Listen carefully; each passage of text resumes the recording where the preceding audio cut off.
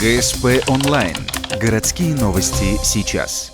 После страшной аварии в Ижемском районе 2 15-летних девочек госпитализировали в Ухтинскую горбольницу. Одну из них с переломами бедер прооперировали в воскресенье, перевели из реанимации в общую палату. Она в сознании. По словам врачей, чувствует себя неплохо. Второй с черепно-мозговой травмой операция не требуется. Лечебный процесс идет. Сейчас она в реанимации. Врачи борются за ее жизнь. Дети в тяжелом состоянии.